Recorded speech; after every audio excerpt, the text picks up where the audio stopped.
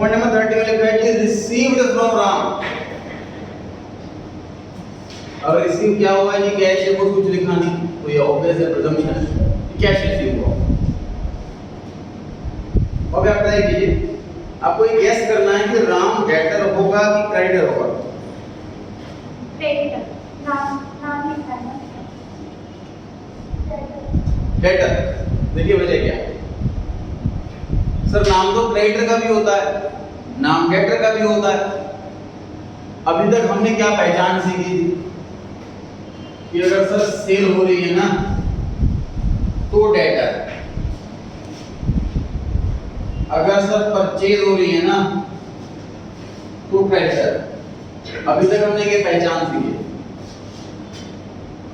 इस क्वेश्चन में लेकिन ना परचेज है और ना सेल है, फिर भी हमें नाम से आइडिया लगाना कि डेटर है कि क्रेडिटर। तो लेकिन उसमें लिखा होगा कि कैश रिसीव हुआ, मतलब हमें पैसे मिल रहे हैं। तो बताइए कि हमें पैसे डेटर क्रेडिटर में से कौन देगा? डेटर देगा, क्योंकि हमने इसको पास्ट में सामान उधार बेचा। वही क्रेडिटर हमें क्यों पैसे देगा? ठीक है, इस लॉजिक से हमने कैलकुलेट करा कि सर अगर पैसे रिसीव हो रहे हैं तो डेटर है, और अगर पेमेंट हो रही है हमारी साइड से तो वो क्रेडिटर। इस क्वेश्चन में पैसे रिसीव हो रहे हैं इसलिए डेटर। जान के आप ट्राई करें 30 पॉइंट में डेबिट साइड में क्या आना चाहिए, आपको ये गैस करना ताकि आप बताएं। सिर्फ डेबिट साइड बतानी है आपको 30 पॉइंट में।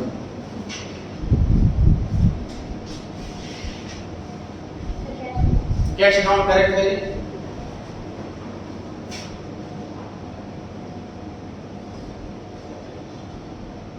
कैश एसेट इंक्रीज डेबिट, इसलिए कैश अकाउंट डेबिट हो रहा है। कृष्णा बोलते हैं क्रेडिट साइड में क्या आना चाहिए? राम। क्रेडिट का गिवर, राम ने पैसे दिए हैं वो गिवर, क्रेडिट का गिवर।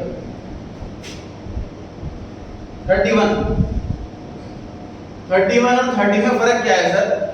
31 में दो वर्ड एक्स्ट्रा लिखे हुए हैं, on account.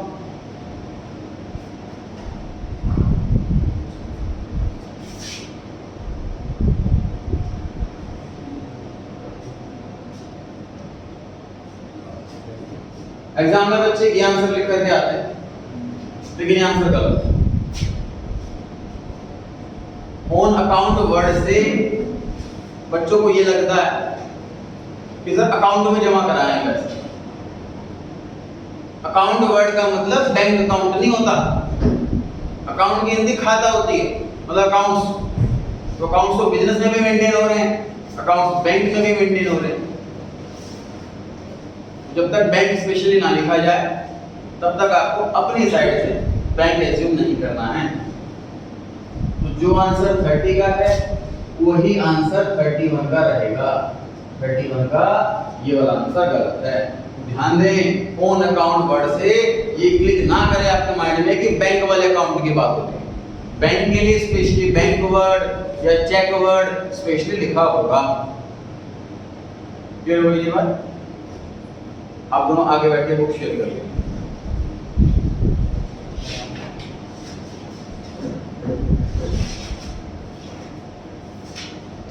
Point number 32, deposited cash into bank. पहले चार्ट ट्राई करें। डिपॉजिटेड कैश इनटू बैंक, आपने सिर्फ डेबिट साइड ट्राई करनी है। बैंक अकाउंट,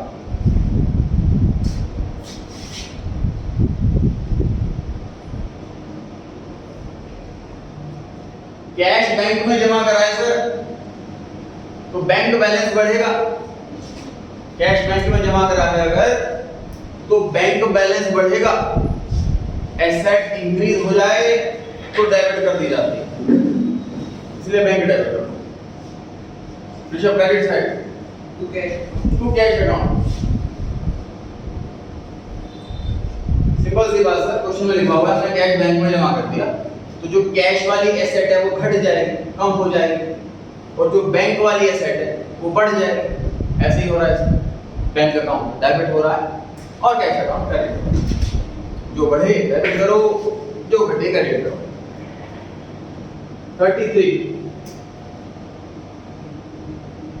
33 में लिखा है open a bank account with cheque from savings account 10,000। Bank account खोला है और बैंक अकाउंट जब खोलने के लिए गए तो बैंक वालों ने कहा स्टार्टिंग में आपको पैसा जमा करना पड़ेगा। हमारे बॉस ने बोला कैश तो नहीं है मेरे पास, मेरा पर्सनल बैंक अकाउंट खुला हुआ है, मैं उससे चेक काट के दे देता हूं। हमारे ट्राई करें डेबिट साइड में क्या आना चाहिए।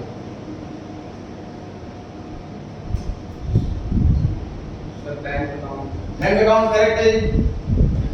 तो अगर बैंक अकाउंट खोल रहे हैं 10,000 रुपए से तो बैंक बैलेंस डेफिनेटली बढ़ेगा क्योंकि पहले जीरो था। बैंक अकाउंट खोल के 10,000 रुपए जमा कर दिए हमने, उससे पहले तो बैंक बैलेंस जीरो था। अब बैंक अकाउंट खोला है 10,000 रुपए जमा करेंगे तो बैंक बैलेंस बढ़ेगा ही, तो एसेट इंक्रीज तो डेबिट तो बढ़ेगा। रिदम क्रेडिट साइड में क्या लिखना चाहिए? आप ट्राई करें। Cash proceed. जान सेविंग्स अकाउंट बता चुके हो नहीं मैं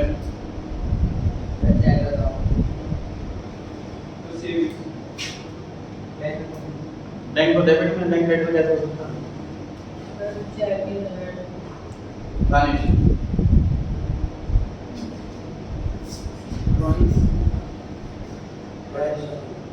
चलिए डिस्कस करते हैं।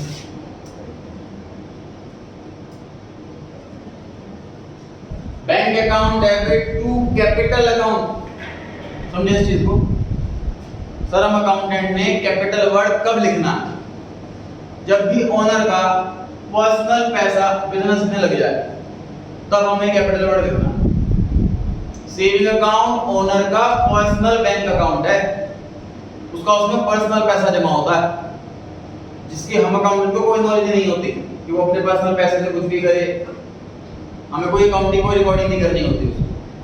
अब अपने पर्सनल पैसे से चेक दे रहा है बिजनेस का बैंक अकाउंट खोलने के लिए, मतलब उसका पर्सनल पैसा कम हो रहा है, बिजनेस का बैंक बैलेंस बढ़ रहा है। कैपिटल ये तो हुई, क्योंकि पर्सनल पैसा बिजनेस में लगाए, कैपिटल बिजनेस से निकाले तब प्रोनाउंस वर्ड तब इस्तेमाल करते हैं जब वो पैसा घर लेके जाए। अब वो घर से लेके आ रहा है। क्लियर होगी जी बात? उसका आंसर है bank account debit to capital account. Noting साथ साथ करते रहें, नोटिंग साथ साथ करते रहेंगे।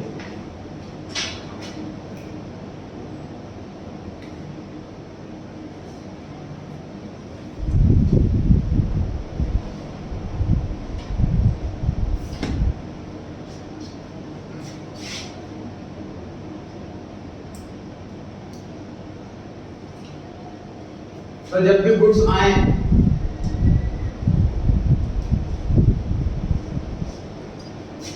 Purchase account debit,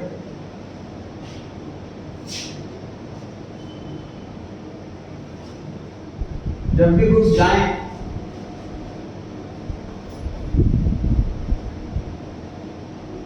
purchase account credit. कैसे सर? सिंपल बिल्डिंग अकाउंट होता है बिल्डिंग के लिए, मशीन अकाउंट होता है मशीनरी के लिए, फर्नीचर अकाउंट होता है फर्नीचर के लिए, ऐसे ही परचेज अकाउंट होता है गुड्स के लिए। जब कैश आता है तो कैश को डेबिट करते हैं, जब कैश जाता है तो कैश को क्रेडिट करते हैं। इसी तरीके से जब गुड्स आए तो परचेज अकाउंट डेबिट, जब गुड्स जाएं तो परचेज अकाउंट क्रेडिट। ध्यान रखेगी ये बात। इसकी दो एक्सेप्शंस हैं।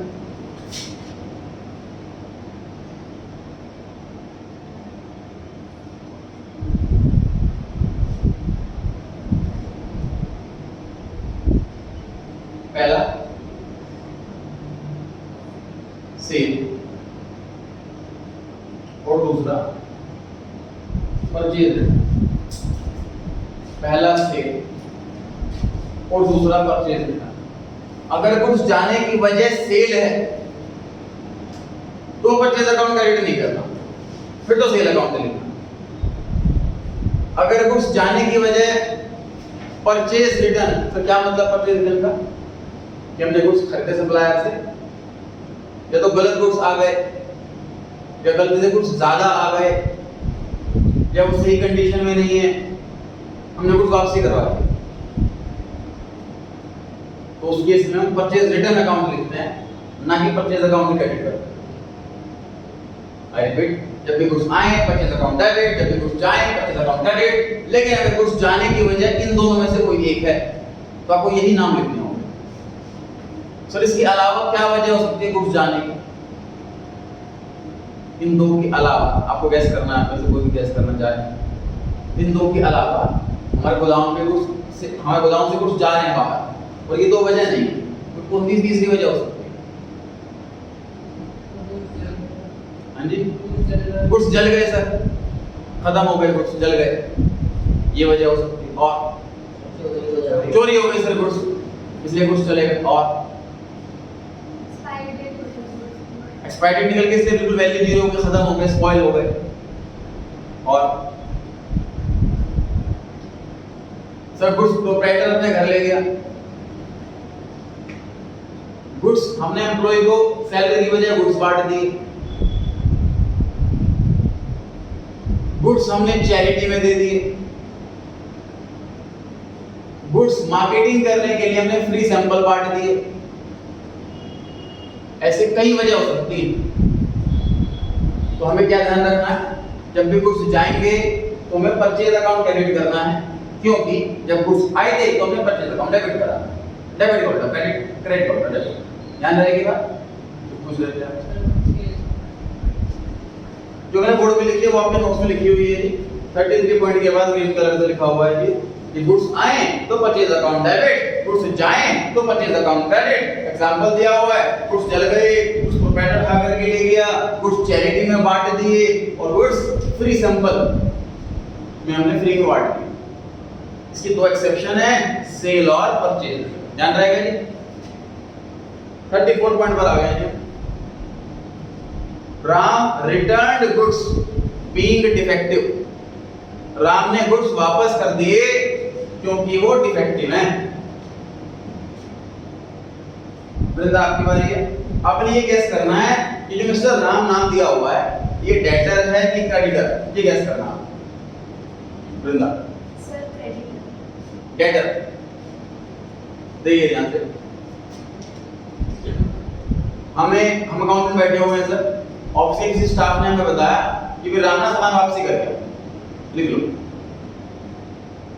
राम सामान वापसी कर गया, लिख लो। तो हमने बेचा होगा ना उसको, तो वापसी करा उसने, हमने इसको बेचा, उसको डेटर बुलाते हैं।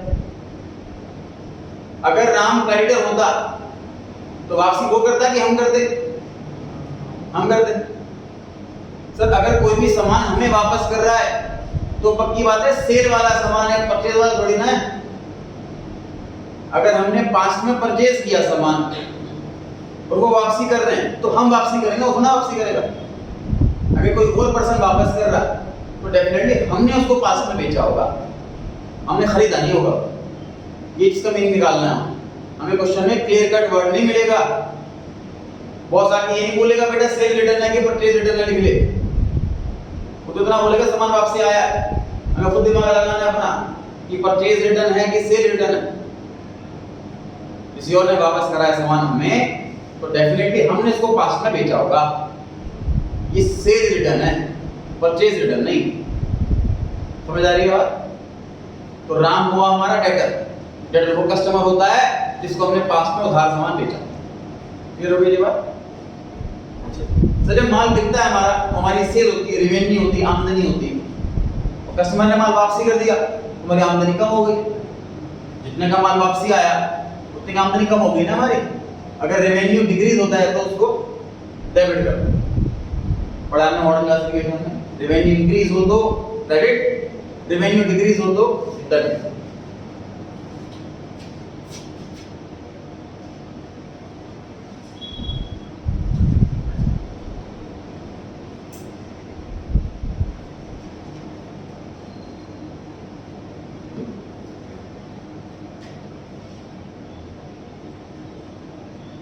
भव्या मुझे बताइए कि राम इस क्वेश्चन में रिसीवर है कि गिवर? गिवर है, क्रेडिट है गिवर। जब भी नाम आ जाए तो आपको इतना ट्राई करना है, पता लगाना है कि जो पर्सन का नाम लिखा हुआ है वो कुछ रिसीव कर रहा है या कुछ गिव कर रहा है। राम ने कुछ वापस कर दिया तो राम के पास तो कुछ जा रहे हैं ना, वो गिवर है। रूल है क्रेडिट द गिवर। अगर वो रिसीवर हो तो डेबिट द रिसीवर, गिवर हो तो क्रेडिट में लिख दो, रिसीवर हो तो डेबिट में लिख दो।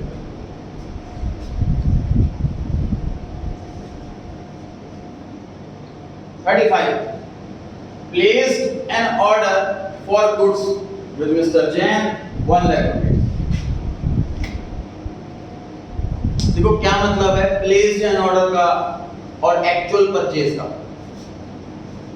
सर मैंने अपने सप्लायर को फोन करा कि ये वाला सामान खत्म हो गया जी भिजवा दो, तो वो सामान वहां से भिजवा देगा, हमारे पास सामान आ जाएगा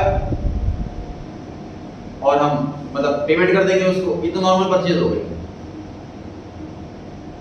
जब हम कॉल करते हैं उसको ऑर्डर देते हैं तो ऐसा नहीं होता कि वो सामान बिल्कुल रेडी लेके बैठा हुआ है और हमारे पड़ोस में बैठा हुआ है, फोन करते ही आ गया सामान लेकर। समझे इस चीज को कि अगर हम अकाउंटेंट की जॉब कर रहे हैं तो बड़ी कंपनी में जॉब कर रहे हैं। बड़ी कंपनियां पड़ोस से नहीं खरीदती सामान, पूरी कंट्री के अंदर रिसर्च मारती हैं, सर्वे करती हैं, जो बेस्ट क्वालिटी चीपेस्ट रेट पे देगा सामान उससे खरीदेंगे और बल्क में खरीदेंगे। रिलायंस फ्रेश में सब्जी नहीं आस पड़ोस से खरीद करके ले आते हैं। किसानों से ऐसे कॉन्टेक्ट करते हैं कि आपके यहाँ सब्जी जितनी बनेगी सारी हम खरीदेंगे, आप किसी और को नहीं बेचोगे, रेट पहले फिक्स कर लिए।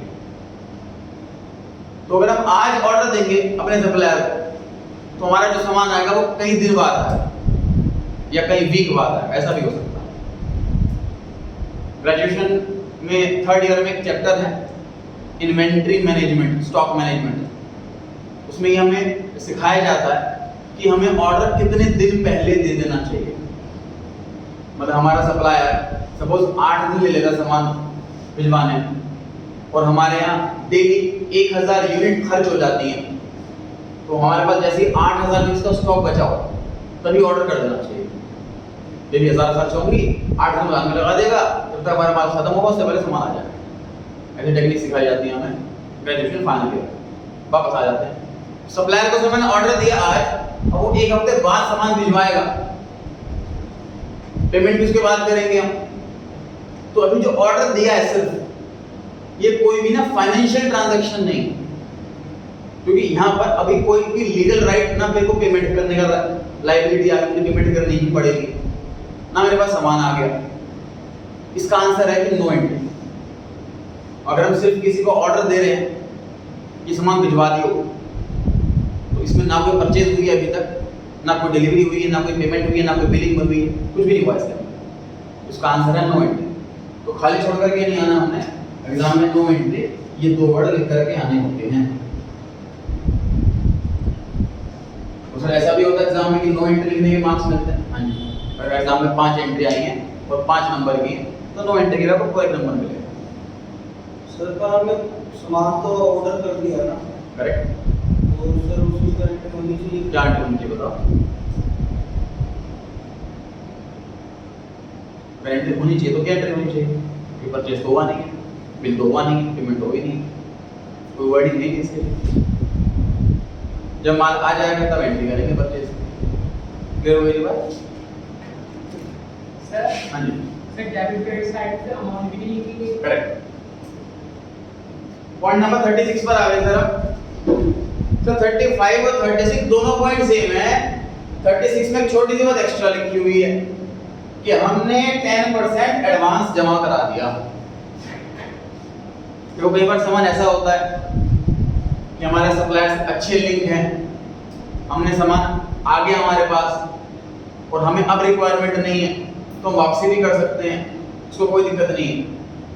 सामान इस तरीके का ना खराब होता ना स्पेशल हमारे लिए बनता। लेकिन कई बार सामान ऐसा होता है जो स्पेशली हमारे लिए ही बनता है।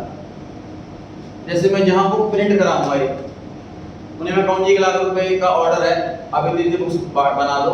मेरी 11th की 12th की बीकॉम की टोटल 9 बुक्स हैं जी मेरी, तो सारी प्रिंट होती हैं हर साल। तो मैं 30 को ऑर्डर दे दूँ और बाई चांस उन्होंने प्रोसेस स्टार्ट कर दी, बाद में कहूँ कि नहीं मुझे अब नहीं चाहिए बुक्स, तो सारे पैसे वेस्ट हो जाएंगे। इसलिए वो पर्सन कुछ एडवांस जरूर लेगा मेरे से, अपनी श्योरिटी करने के लिए ये पैसा मुझसे सामान जरूर लेगा। मतलब पीछे नहीं चला जाएगा, मना नहीं करेगा सामान लेने से। तो मेरे सप्लायर ने 10% एडवांस दे दिया मेरे से। तो अब मैंने पैसे दिए हैं जेब से, बैंक से पैसा, सॉरी कैश, ऑफिस से कैश कम हो रहा है, अब तो रिकॉर्डिंग होगी, ठीक बात है।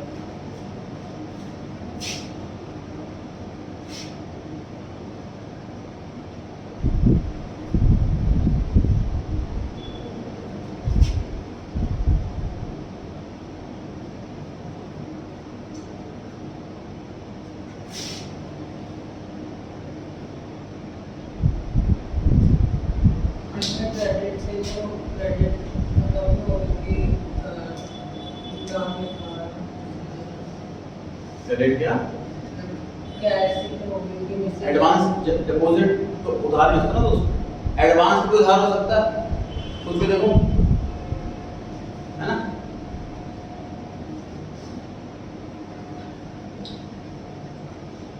पॉइंट 36 में भी देख लीजिए, दो बातें हुई हैं, पहला ऑर्डर दिया है, दूसरा एडवांस दिया है। ऑर्डर देने की भी कोई एंट्री नहीं करी हमने, एडवांस देने की ही एंट्री करी। कैश जा रहा है, cash decrease credit to cash account. हमने अभी भी परचेज वर्ड नहीं लिखा, सर वो वाले गुड्स तो एग्जिस्ट ही नहीं करते, तो परचेज अकाउंट डेबिट कैसे करते? परचेजिंग हुई कहां है? वो सामान शायद वो बनाएगा जो मैंने ऑर्डर दिया है, शायद बना पाओ ना उसके पास रेट, सामान आएगा, परचेज होगी, बिल बनेगा, तो परचेज वर्ड से नहीं लिखेंगे हम लिखेंगे मिस्टर जैन को मैंने एडवांस दे दी 10,000 रुपए, लेकिन नहीं एसेट आ गई मेरे पास, एडवांस बिल मिस्टर जैन के नाम से 10,000 रुपए।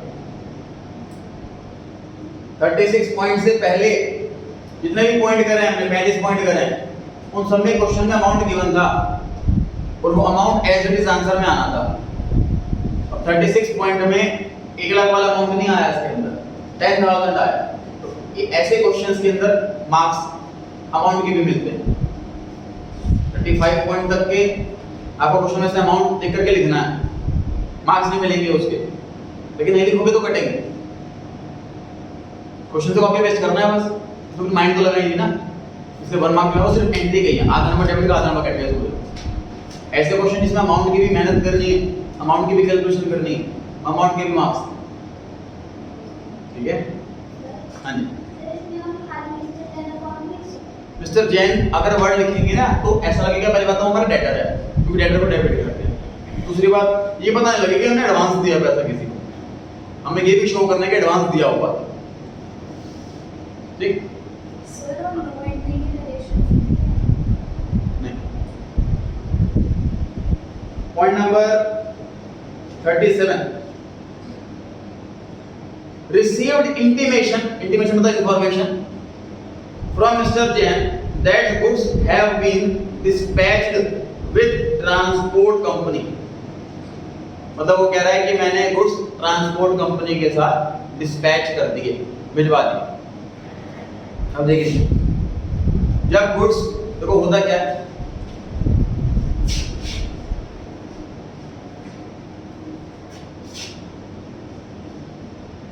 एक मिनट के लिए आपको मैं लॉ पर लेकर के जा रहा हूँ, लॉ सब्जेक्ट पर वापस इस क्वेश्चन पर आऊंगा। सर इंडिया में ये रूल है एप्लीकेबल, ये एक्ट है applicable, sale of goods act 1930। इस लॉ में सारे रूल लिखे हुए हैं, सारे कानून लिखे हुए हैं रिगार्डिंग सेल। अगर कोई सामान किसी को कोई बेचता है और बीच में पेमेंट मर जाए या गुड्स जल जाए, व्हाटएवर कुछ भी हो जाए, तो ऐसे में किसके पास क्या अधिकार रहेगा, इस सब की जानकारी इस लॉ के अंदर है। पढ़ेंगे आप लोग ग्रेजुएशन फर्स्ट ईयर, सब्जेक्ट है बिजनेस लॉ। क्या इसमें क्या लिखा हुआ है? सर ये बायर है और यहाँ पर एक सेलर है। बायर ने ऑर्डर दे दिया सेलर को, तो सेलर ने ट्रांसपोर्ट कंपनी वालों को सामान दे दिया। अब ये सामान ट्रांसपोर्ट वाले लेकर के जा रहे हैं रास्ते में, और रास्ते में चोरी हो गए, जल गए। अभी नुकसान किसका? बायर का कि सेलर का? भाई एज अ लेमैन दोनों आंसर सही आएंगे। सर बायर, सर सेलर का नुकसान है, बायर के पास तो गुड्स पहुंचे ही नहीं, वो क्यों मान ले मेरा नुकसान है। दूसरा, सर सेलर का नहीं बायर का नुकसान होना चाहिए, क्यों? उसका सेलर तो माल भिजवा दिया, उसकी क्या जिम्मेदारी है? उसने ऑर्डर लिया, सामान भिजवा दिया, उसका काम खत्म हो गया, उसका लॉस क्यों होगा? तो दोनों ही व्यू आप लोगों को सही लगेंगे। अब जो लॉ है वो लॉ ये है कि बायर का लॉस, उसके पीछे देखिए क्यों कानून बना हुआ है, क्यों लॉजिक बना हुआ है। देखो सेलर की जिम्मेदारी नहीं होती कि आपके घर तक सामान पहुंचाए, बेसिक रिस्पॉन्सिबिलिटी होती है वो बायर की होती है। मतलब बायर की जिम्मेदारी है कि वो सेलर की बिल्डिंग में जाए, सामान खरीदे और खुद डिलीवरी लेकर के जाए अपने घर तक या अपनी दुकान पर, फैक्ट्री तक। ये तो सेलर आपकी हेल्प कर रहा है कि आप दूर रहते हो, आपके पास टाइम नहीं यहाँ पे आने का, तो ट्रांसपोर्ट कंपनी को अरेंज कर रहा है, सामान अनलोड करवा रहा है और भिजवा रहा है। जैसे उसे ट्रांसपोर्ट कंपनी को सामान लोड करवा दिया, उसकी रिस्पॉन्सिबिलिटी खत्म हो गई, उसके बाद पूरा अधिकार आ गया पैसे लेने का। अब इस केस में प्रैक्टिकली होता क्या है, बायर को पूरी पेमेंट करनी पड़ेगी सेलर को। उसके बाद बायर ट्रांसपोर्ट कंपनी वालों पे क्लेम भेजेगा कि आप सामान ला रहे थे और नुकसान हो गया, आपकी जिम्मेदारी है, आप मुझे पैसे दो। उसमें रास्ते में जो सामान आता है तो उसका इंश्योरेंस भी होके रखता है, तो इंश्योरेंस कंपनी से पैसा मिल जाता है। मेरा पता मेन पॉइंट यहाँ पर क्या है कि इंश्योरेंस कंपनी से लेके ट्रांसपोर्ट कंपनी से लेके हेडेक जो है वो बायर की। बाइनेंस किसी से माल नहीं मिल पाया तो भी हेडेक बायर की, पेमेंट सेलर को पूरी मिलेगी। समझ आ गई बात? तो यहाँ पर क्वेश्चन में क्या हुआ है कि मिस्टर जैन को मैंने ऑर्डर दे दिया था, तो मिस्टर जैन ने जैसे ट्रांसपोर्ट कंपनी को माल भिजवा दिया, ये गुड्स मेरे हो, ठीक है, परचेज हो गई।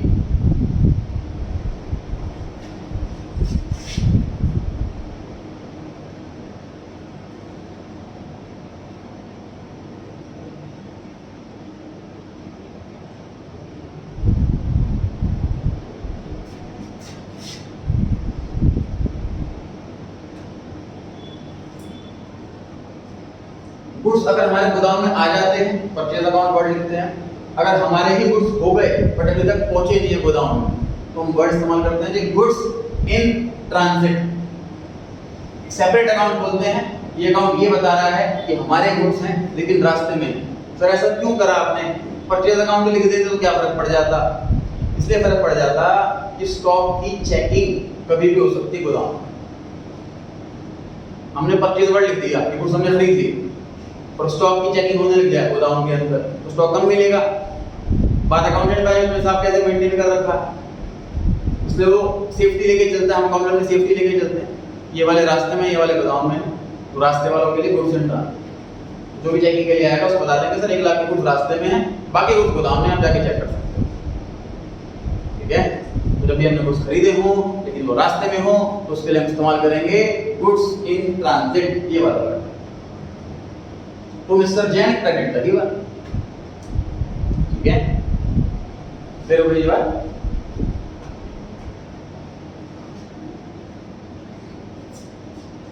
संडे को 1 बजे एक्स्ट्रा क्लास है, मैं भूल जाऊं बताना अगर तो मैं बता देता हूं। 1 बजे से 2 बजे तक एक्स्ट्रा क्लास है।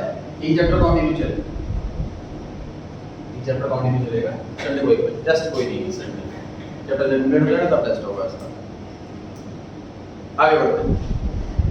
Point number 38, sold household furniture and invested proceeds into business transfer.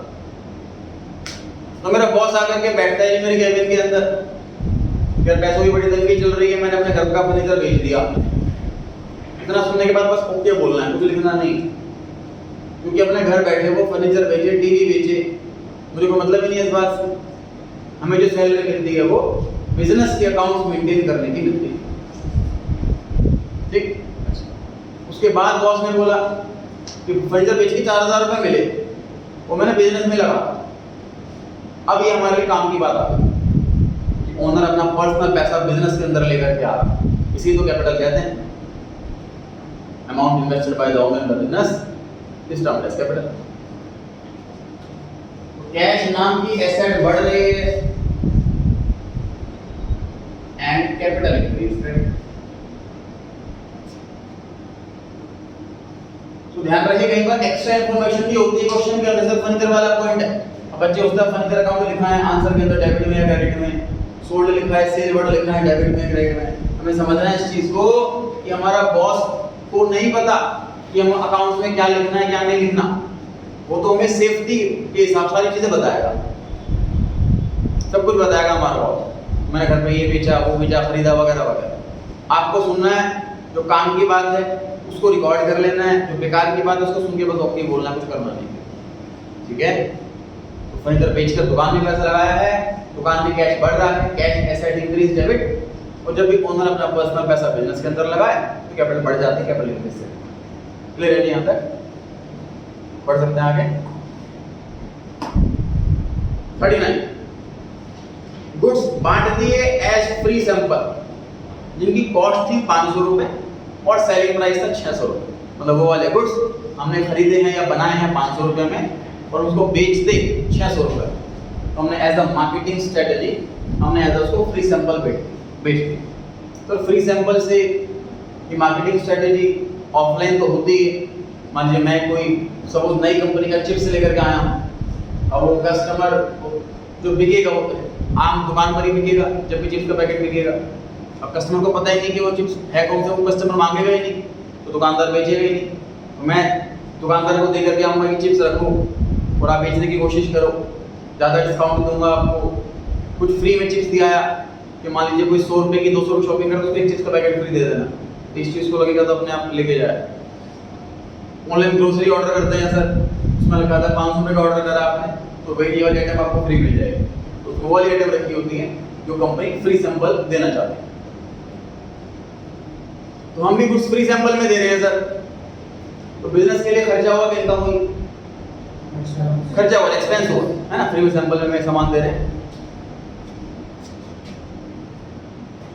इसके लिए फ्री सैंपल या एडवर्टाइजमेंट, इन दोनों में से कोई सा भी अकाउंट लेके आ सकते हैं एग्जाम में आप। सर एक्सपेंस में लिख सकते हैं। दोस्त एक्सपेंस वर्ड तो कैटेगरी हुई ना, भाई मैं आपसे पूछूं आपका सरनेम क्या, बोलो हिंदू, हिंदू थोड़ा ना सरनेम हुआ कोई, वो तो कैटेगरी हुई है ना। तो अगर मैं एक्सपेंस से कौन पता लगे कौन सा एक्सपेंस है, हमें एग्जैक्ट लिखना पड़ेगा ना उस एक्सपेंस का नाम। सर वो तो नरेशन में आ जाएगा, तो हर एक expense account debit, narration summary नहीं करता टोटल। मैं आपको पहले भी दिया था जी, आपकी फीस आई, मैं लिखूंगा स्टूडेंट 2000 तो नरेशन में लिख दूंगा, तो ना बार-बार ऐसे चेक करता रहूंगा। ठीक बात है, हर चीज के लिए नया अकाउंट खोलेंगे, ये अलग खर्चा, अलग अकाउंट, एडवर्टाइजमेंट अकाउंट के नाम से या फिर फ्री सैंपल नाम के अकाउंट से अकाउंट खोला जाता है। क्रेडिट साइड में क्या लिखते हैं, क्या समझाता हमने, क्या किया? जब भी गुड्स आए परचेज अकाउंट डेबिट, जब भी गुड्स जाए परचेज अकाउंट क्रेडिट। उसकी दो एक्सेप्शन थी, यहाँ कोई एक्सेप्शन नहीं फिट बैठे, ना तो ये सेल हो रही ना ये परचेज रिटर्न हो रही। जब भी गुड्स जाए परचेजेस अकाउंट क्रेडिट। एक्सेल पढ़ाएंगे ना मैंने अमाउंट वाला टॉपिक, कितना पढ़ाया है डाउट उसमें से पूछो, जो पढ़ाने वाला हूं उसमें से नहीं। सर जब ये गुड्स आपने खरीदे थे तो परचेज अकाउंट कितने से डेबिट किया होगा? क्वेश्चन में अमाउंट दो दे रखे हैं, ट्राई करें। जब हमने गुड्स खरीदे थे तो परचेज अकाउंट कितने से डेबिट किया होगा? 500 कॉस्ट प्राइस। तो अब मैं उसी अमाउंट से क्रेडिट करूंगा तभी तो अकाउंट क्लोज होगा। मैंने 500 गुड्स खरीदे, ऐसे कैसे फ्री सैंपल बांट दी 500 रुपए के, तो गुड्स अकाउंट खत्म हो गया, मेरे वाले गुड्स खत्म हो गए, मेरे पास जीरो हो गए। तो मुझे अब डेबिट क्रेडिट भी ऐसा करना है कि जीरो हो जाए बैलेंस। 500 से डेबिट करा, 500 से क्रेडिट करूंगा, परचेज का बैलेंस जीरो हो जाएगा। इसलिए ऐसे केस में हमेशा कॉस्ट प्राइस लिखी जाती है सेलिंग प्राइस में। एक बात। दूसरी बात, सर मैंने 500 वाले गुड्स फ्री सैंपल बांट दिए, तो मेरा नुकसान 500 का हुआ कि 600 का हुआ? 500 का ही तो हुआ। सिंपल सी बात। सर मैं कोई सपोज 1 लाख के गुड्स खरीद करके ला रहा हूँ, मेरे दिमाग में है कि इन गुड्स को मैं 1,20,000 में बेचूंगा, लेकिन रास्ते में गुड्स चल गए, तो मेरा नुकसान 1 लाख का हुआ कि 1,20,000 का हुआ? 1 लाख का हुआ है। गुड्स तो 1 लाख के थे, पर सेलिंग के टाइम पे तो एक्चुअली मुझे ना पता पड़ा कि किससे बिकेगा, उसका 21 का बिकता, उसका 1,10,000 का बिकता, तो नोशनल प्रॉफिट है, रियल प्रॉफिट नहीं, इमेजिनरी प्रॉफिट है जब तक हुआ ना। ठीक है।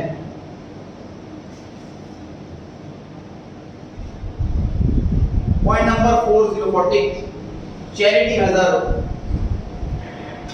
सर बिजनेस की रेपुटेशन बनती है चैरिटी करते हैं तो। टाटा कंपनी है वो बहुत चैरिटी करती है, उनके हॉस्पिटल्स हैं, कैंसर हॉस्पिटल है, बहुत सारे हॉस्पिटल्स हैं उनके जो फ्री में ट्रीटमेंट करते हैं। तो बिजनेसमैन भी कई बार चैरिटी करता है, बिजनेस का नाम होता है उससे। चैरिटी के लिए प्रोग्राम रखे जाते हैं, वहाँ पर उन बिजनेसेस का ऐड भी किया जाता है जिन्होंने चैरिटी करी हो। फॉर एग्जाम्पल मैं दूँ, भाई माता का जगराता ही हो रहा हो शाम को रात के टाइम पे, तो वहाँ पे जो फंक्शन में जो खर्चा वगैरह होता है, तो आसपास कई दुकानदार हैं वो पैसा लगाते हैं और उन दुकानदारों का बोर्ड बनवा के साथ में लगाया जाता है। ठीक, तो एडवर्टीजमेंट भी हो गया और चैरिटी भी हो गया। खैर, क्वेश्चन में लिखा होगा कि 1000 रुपए की चैरिटी करी, बिजनेस के लिए खर्चा है।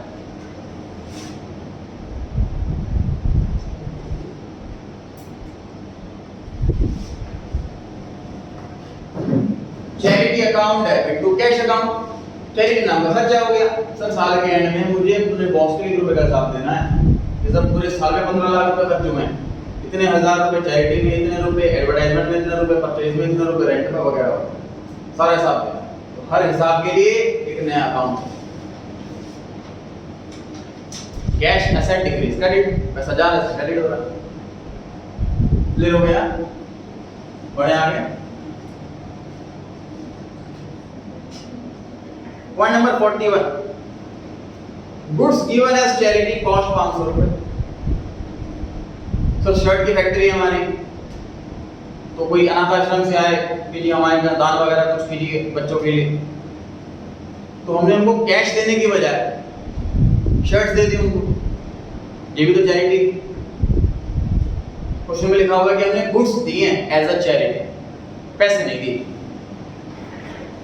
अच्छा, एक्सपेंस दोनों ही केसों में है, तो मैं चैरिटी में कैश दूं, गुड्स दूं, बाइक दे दूं, है तो एक्सपेंस है, चैरिटी अकाउंट में डेबिट होगा।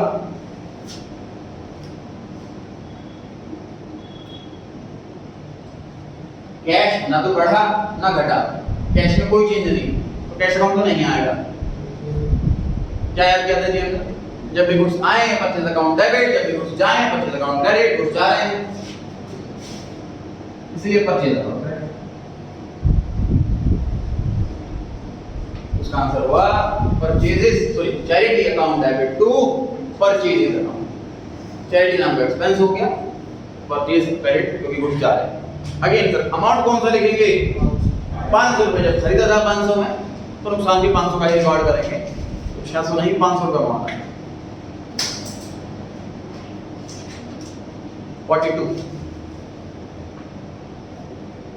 goods worth 500 rupees were used by the proprietor for domestic purpose। Sir अगर शर्ट की फैक्ट्री है तो हमारा बॉस भी शर्ट बाहर से ना खरीदेगा, फैक्ट्री के लेकर के जाएगा, तो हमारा बॉस हम अकाउंट में बता करके जा रहा ये 2 शर्टें मैं लेके जा रहा हूँ अपने लिए, हिसाब में लिख लियो। हम हिसाब में कैसे लिखेंगे उसको ही सीख रहे हैं। जब भी ओनर सर पर्सनल यूज के लिए दुकान की कोई भी चीज लेके जाए, चाहे कैश लेके जाए, बाइक लेके जाए, गुड्स लेके जाए, लेकर आए तो कैपिटल, लेके जाए तो ड्राइंग्स। ड्रॉ मतलब निकालना, ड्राइंग्स मतलब कॉन्फिडेंस निकालता रहता है। अगेन जब भी गुड्स आए परचेज अकाउंट डेबिट, और जब भी गुड्स जाए purchase account credit. Drawings account debit to purchase account.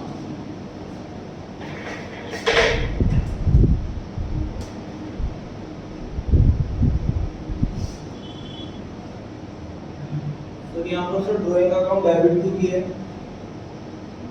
Drawing account तो क्रेडिट होता ही नहीं। लॉजिक डिस्कस करते हैं। चलो मुझे बताइए कि ड्राइंग्स कैटेगरी क्या होती है पांचों में से? कैपिटल। ड्राइंग्स की जो कैटेगरी होती है पांचों में से वो कैपिटल होती है। जब भी ओनर घर से पैसा दुकान में लाएगा, कैपिटल बढ़ेगी, इंक्रीज होगी, तो उसे क्रेडिट करेगा, कैपिटल इंक्रीज करेगा। जब भी ओनर दुकान से पैसा घर लेके जाएगा तो कैपिटल डिक्रीज होती है, कैपिटल डिक्रीज होती है तो डेबिट, इसलिए डेबिट होगा।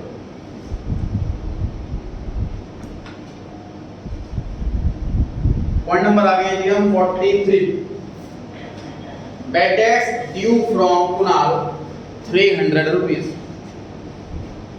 क्या किया सर ये बैड डेट?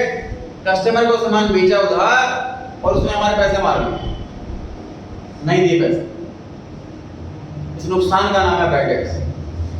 तो कुणाल कौन होगा, डेटर की क्रेडिटर? डेटर।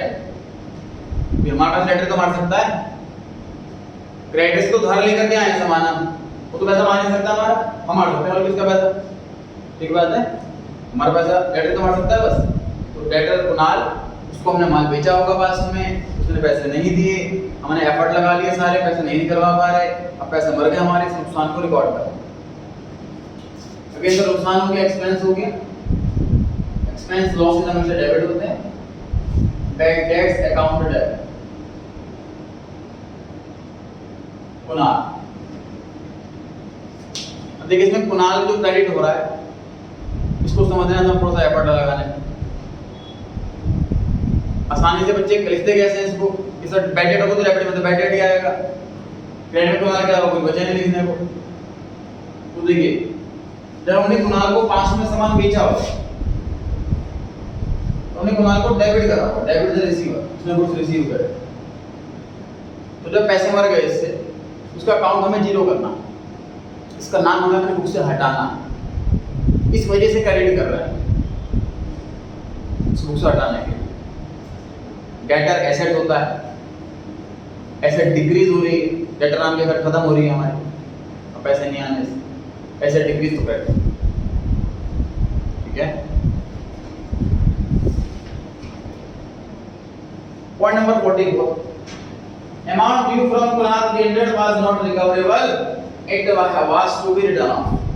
तो 43 और 44 दोनों पॉइंट सेम है, सिर्फ लैंग्वेज का फर्क है।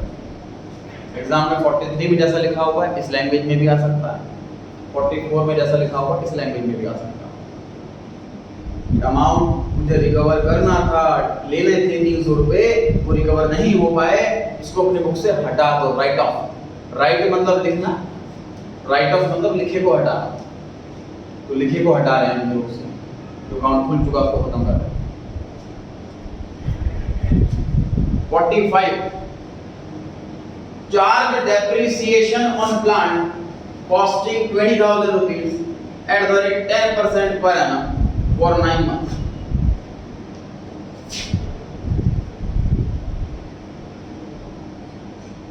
अभी नोटिंग नहीं करें, समझे?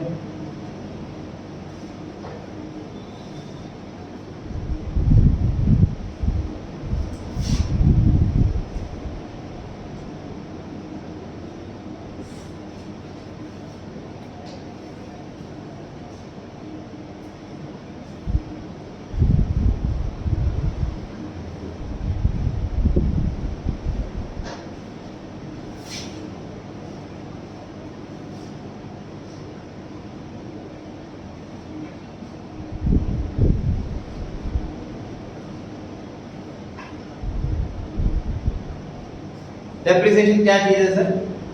Downfall in the value of asset. एक 10 लाख की कार में खरीद करके लाया हूं आज, 1 साल के बाद उसकी वैल्यू 9 लाख रुपए के आसपास रह जाती है, तो जो 1 लाख का नुकसान हुआ है इसका नाम डेप्रिसिएशन। हिसाब कैसे हैं इसको हिंदी में, एसेट किस गई, ये चीज हर एसेट पे एप्लीकेबल है, चाहे मशीनरी हो, चाहे कार हो, चाहे फर्नीचर हो, हर एसेट की वैल्यू डाउन होती है, इसलिए इसको डेप्रिसिएशन कहा जाता है। नुकसान है बिजनेस के लिए, नुकसान हमेशा डेबिट होता है, डिडक्शन इसलिए डेबिट हुआ।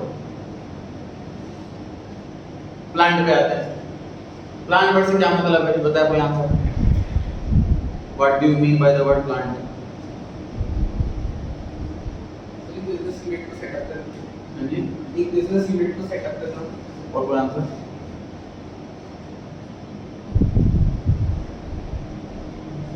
बिल्डिंग, बिल्डिंग, और कोई आंसर?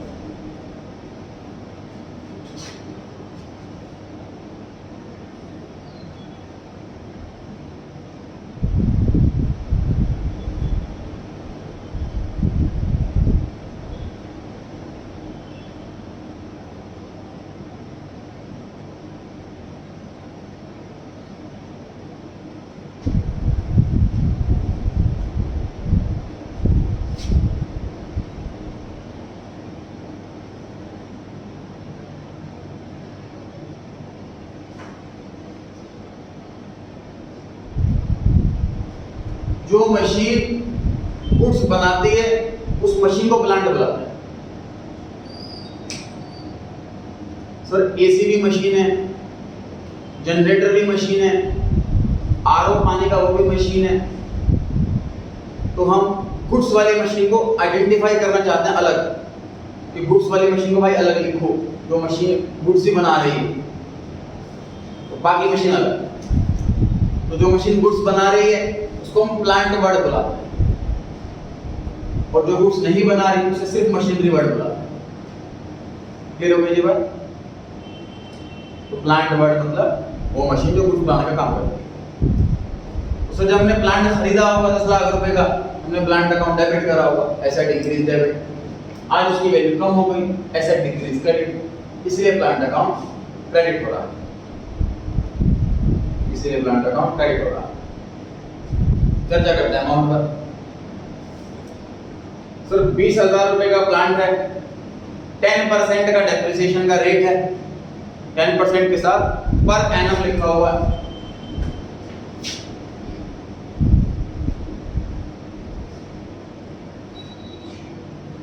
पर मतलब होता है वन सिंगल, एनम मतलब साल, ईयर। 10% का जो रेट है ये साल का रेट है, मतलब 12 महीने का रेट है। जब मैं इसको डिवाइड करूंगा 12 से तो ये 1 महीने का बन जाएगा। आई रिपीट, 20,000 तो टोटल कॉस्ट, उसको जब मैं 10% से मल्टीप्लाई कर दूंगा तो वो 12 महीने का डेप्रिसिएशन आएगा। जब मैं उसको 12 से डिवाइड कर दूंगा तो 1 महीने का डेप्रिसिएशन आएगा, और जब मैं उसको 90 से मल्टीप्लाई कर दूंगा तो 9 मंथ का डेप्रिसिएशन आ जाएगा। समझ आ रही है?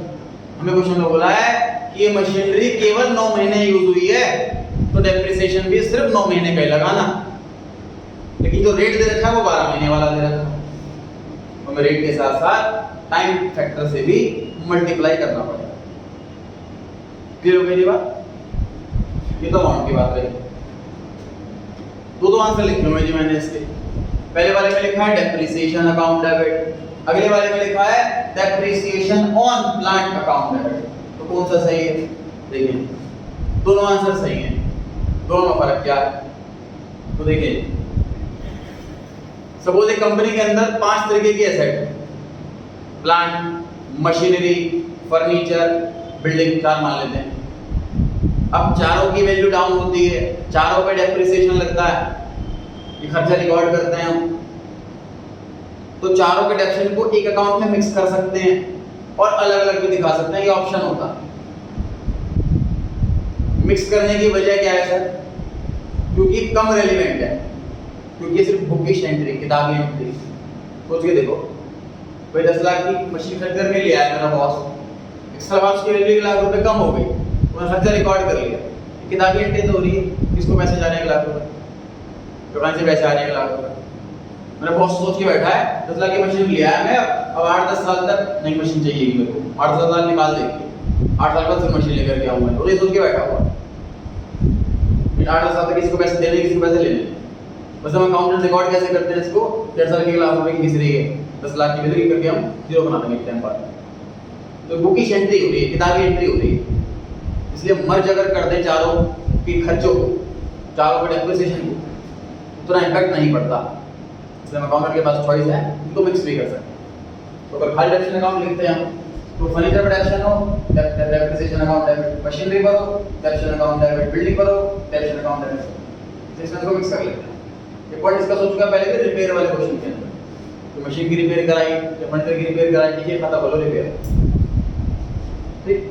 और लेकिन हमारा बॉस बोलता है कि नहीं मुझे हर एक डेप्रिसिएशन अलग जानना है, तो बेटा हम मेंटेन कर लेंगे, डेप्रिसिएशन मशीन अलग, डेप्रिसिएशन फर्नीचर अलग, डेप्रिसिएशन बिल्डिंग अलग, तो दोनों ही आंसर 100% सही है। एग्जाम में ऐसा क्लियर कट मेंशन होता नहीं टर्म्स कंडीशन, जो मर्जी लिख जा सकते हैं। अच्छा आपको लिखना कैसा है कि एंट्री लिख लेंगे आप पर्टिकुलर्स के कॉलम में, और पर्टिकुलर्स के कॉलम में ही ब्रैकेट के अंदर ऐसे दिखाना, और जिसको सॉल्व करके आंसर आए वो डेबिट वाले और क्रेडिट वाले अमाउंट। डायरेक्ट अमाउंट नहीं लिखना, हम अकाउंटेंट को कोई भी अमाउंट डायरेक्ट नहीं लिखना होता। अगर कोई भी अमाउंट हम कैलकुलेशन करके लाएं तो कैलकुलेशन जरूर शो करनी होती है, चाहे ब्रैकेट में दिखाएं, इसको अलग से वर्किंग नोट में दिखाएं, चाहे इसको नरेशन में दिखाएं, या आपकी इच्छा प्रेजेंट कहाँ करना, लिख के जरूर आना। कितना अमाउंट है सॉल्व करके बताएं मेरा? 13,500। मेरे अकॉर्डिंग 1500 बताना चाहिए। सर पूरा 9 1 से मल्टीप्लाई करेंगे तो 3500 आएगा। तो दोबारा चेक कीजिए।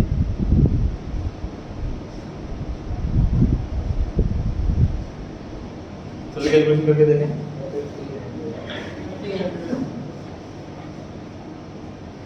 सर 1500 को फिर 9 से मल्टीप्लाई नहीं करना।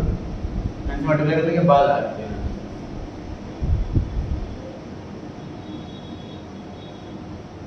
कोई डाउट है इस वाले पॉइंट में? नहीं पढ़ सकते हैं आगे?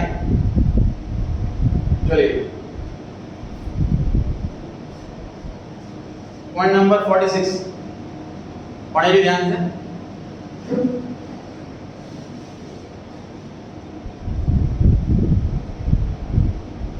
Charge depreciation on plant costing unit how much 10% for 9 months। लग रहा है सेम क्वेश्चन दोबारा रिपीट हो गया या कुछ फर्क है?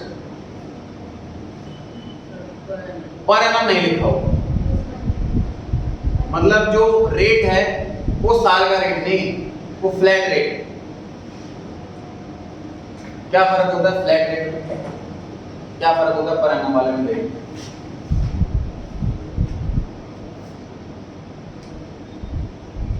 तो लोन ले रहे हैं हम, उसमें 2% प्रोसेसिंग फीस है और 12% इंटरेस्ट है, ऐसा लिखा हुआ। 12% का पर एनम लिखा हुआ, तो जितने महीने के लिए मैं लोन लूंगा मुझे उतने महीने का इंटरेस्ट देना। अगर मैं इंटरेस्ट मान लीजिए लोन 6 महीने में ले रहा हूँ आधे साल के लिए, तो रेडी भी 12 की जगह 6% हो जाएगा।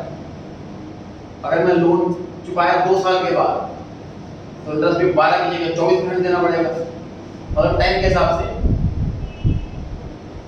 प्रोसेसिंग फीस 2% पर एनम में लिखा होगा, तो जैसे मैं 10 लाख का लोन लिया मुझे 20,000 फीस देनी पड़ेगी, चाहे मैं लोन 1 महीने के लिए लूँ या 10 साल के लिए, वो फिक्स है, टाइम के हिसाब से नहीं। तो जब भी पर एनम ना लिखा हो तो इग्नोर द टाइम फैक्टर। जब भी पर एनम ना लिखा हो इग्नोर द टाइम फैक्टर। अगले वाले पॉइंट में आंसर क्या आएगा? अगले पॉइंट में आंसर ये आएगा।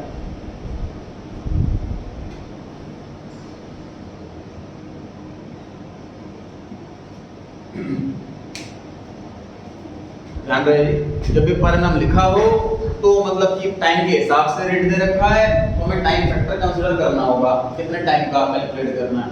अगर पर एनम नहीं दे रखा तो मतलब टाइम फैक्टर के अकॉर्डिंग नहीं है ये इंटरेस्ट का रेट, तो हमें टाइम फैक्टर कंसीडर नहीं करना। सर कैलकुलेशन इसके अंदर तो इतनी। हाँ पॉइंट डाउन में 9% कैसे आया ये भी कैलकुलेट करके दिखाना।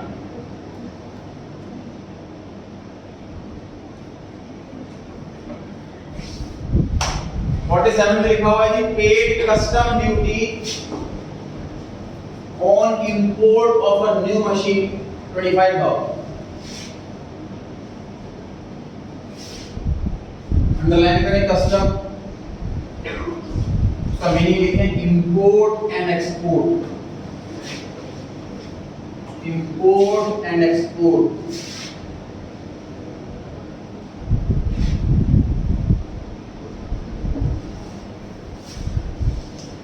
ड्यूटी का मतलब टैक्स वहां पे लिखा हुआ है, ड्यूटी मींस टैक्स। तो कस्टम ड्यूटी का मतलब अगर मैं किसी अदर कंट्री के साथ बिजनेस कर रहा हूं, चाहे सामान खरीद रहा हूं चाहे सामान बेच रहा हूं, उस पर जो टैक्स देना होता है उसे कस्टम ड्यूटी कहते हैं।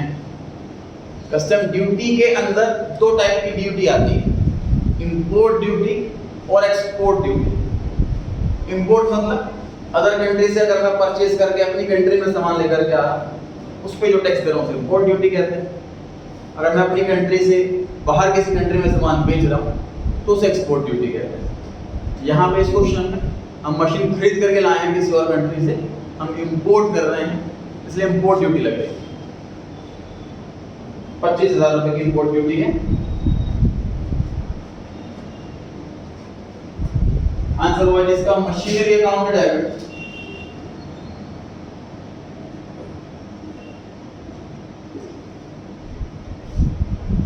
Cash account.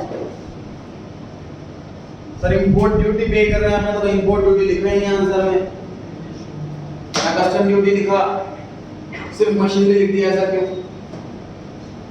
Accounting standard number 10 उसने हमें ये सिखाया कि जब तक एसेट रेडी टू यूज ना हो जाए तब तक के सारे खर्चे हमें उसकी कॉस्ट में जोड़ने हैं। चाहे हम सामान लेकर के आ रहे हैं, किराया जा रहा है रास्ते का, उसको इंस्टॉल करने के लिए इंजीनियर आया है, उसकी पेमेंट जा रही है, उठाने के लिए लेबर बुलाया है, उसकी पेमेंट जा रही है, कोई भी खर्चा होगा। तो मशीनरी सपोज 2 लाख की खरीदी, मशीन ने सपोज 2 लाख की, 25,000 रुपये टैक्स देना पड़ गया, तो वो मशीन 2,25,000 रुपये की पड़ गई। ठीक है, तो नया अकाउंट तभी खोलना है जब यूज होना चालू हो गया हो। यूज होना चालू नहीं हुआ है, अभी तो मशीन मंगाई है, इसलिए उसकी कॉस्ट में ऐड करना है। ध्यान रहेगा जी। ट्रांसफर का machinery account debit to cash. Next point, next में लिखा हुआ है जी paid as wages on installation of a machine 500। Machine install करवाई है जी, उसके लिए 500 रुपये खर्च हुआ है। इंस्टॉलेशन चार्जेस, जैसे एसी खरीद के लाते हैं कहीं से, तो 500 रुपये एसी वाला लेता है सर इंस्टॉलेशन चार्ज। मशीन आपको एसी लगा करके फिट करके चालू करके दे, तो ऐसी मशीन चालू करने के चार्जेस देंगे 500 रुपये। बताओ मशीन यूज से पहले का खर्चा है कि बाद का खर्चा है? पहले का खर्चा। सेम आंसर, सेम आंसर लीजिए। Machinery account debit to cash account.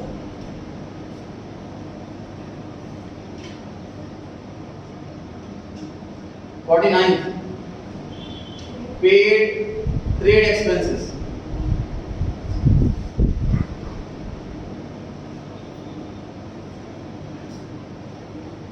Trade expense account debit to cash account. Sir expense कोई से भी हो, जो नाम मेंशन है, कुछ लिखा हो business expense, business expense account debit. Question में लिखा हो refreshment expense, refreshment account debit. जो भी क्वेश्चन में नाम हो उसके नाम मेंशन कर देते हैं। Trade expense account debit to cash account. 50 point number, paid cash for stationery. Paid cash for stationery. Stationery खरीदी है हमने, उसके लिए पैसा दिया, तो स्टेशनरी को खरीदना हमारे लिए एक्सपेंस है, एक्सपेंस सारे डेबिट होते हैं। आंसर लीजिए stationery account debit to cash account. Stationery account debit to cash account.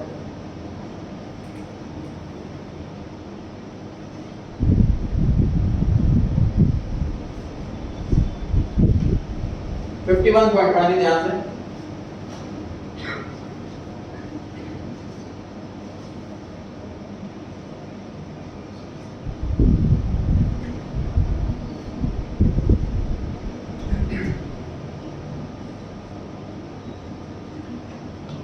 तो ट्राई करना चाहिए आंसर इसका। 51 पॉइंट का आंसर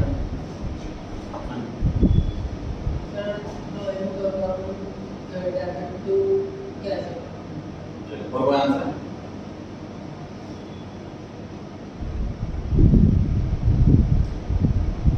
और कोई आंसर? हाँ जी चलिए और कोई आंसर? आप लोग काम में ट्राई करना, जो आपको बेस्ट आंसर लगता है वो बताइए, फिर आप ट्राई जाएगा सही आंसर क्या। चलिए आंसर लिखिए building account debit to bank account.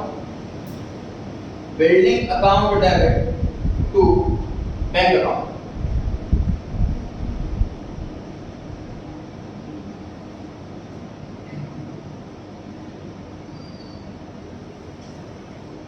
Question में लिखा है कि ईंटें खरीदी हैं, सीमेंट खरीदा है, लकड़ी खरीदी है बिल्डिंग में काम करने के लिए, तो इससे हमारे पास एक एसेट आ रही है बिल्डिंग के नाम।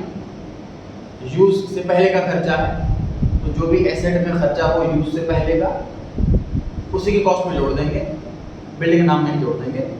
बिल्डिंग अकाउंट डेबिट इसलिए होगा। पेमेंट इंटरनेट बैंकिंग से हुई है तो पैसा कैश कम नहीं हुआ होगा, बैंक बैलेंस कम हुआ होगा, इसलिए बैंक अकाउंट का रेट हुआ।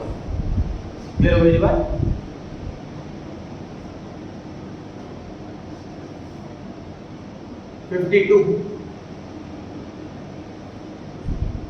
Interest due but not receive, interest का टाइम आ गया है लेकिन अब तक मिला नहीं।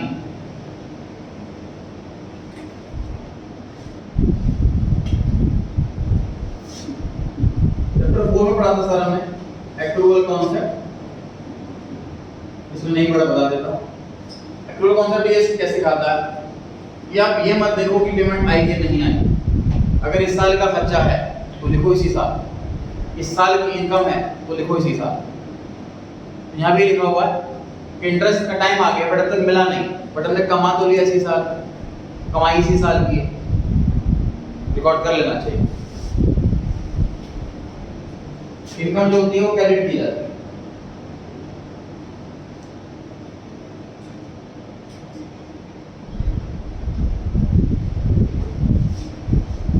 तो interest received account, income credit की जाती है। अगर पैसा मिल गया होता सपोज तो डेबिट का क्या लिख देते, ऐसा आंसर आता, इंटरेस्ट हमने कमाया और मिल गया, कैश बढ़ गया, cash asset increase debit, interest income है, इनकम इंक्रीज क्रेडिट, ये सिंपल आंसर आ जाता। क्वेश्चन क्या, लेकिन पैसा मिला नहीं, मिलना बाकी, अर्न कर लिया बट रिसीव नहीं हुआ, उसके लिए कौन सा वर्ड हमें समझा हुआ है सर, एक्रूड। क्या मतलब होता है एक्रूड वर्ड का, अर्न बट नॉट रिसीव्ड, कमा लिया बट मिला नहीं। एक्रूड वर्ड हम तब इस्तेमाल करते हैं जब कमा लिया और मिला नहीं।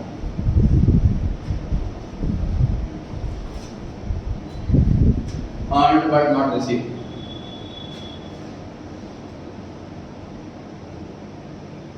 तो आंसर लिख दीजिए, accrued interest account debit to interest received account, ये आंसर हुआ sir. accrued interest account debit to interest received account। Cash flow तो तभी आता जब पैसा मिल गया होगा, इसमें पैसा नहीं मिला इसलिए नाम आया accrued। चलिए जितना करते हैं बाकी रिवाइज करके आए। क्लास संडे को होगी हमारी 1 बजे, फिर टॉपिक आज कंटिन्यू चलेगा। कभी भी क्लास मिस करें तो नेक्स्ट क्लास में आने से पहले ऐप पर क्लास की रिकॉर्डिंग जरूर देखें।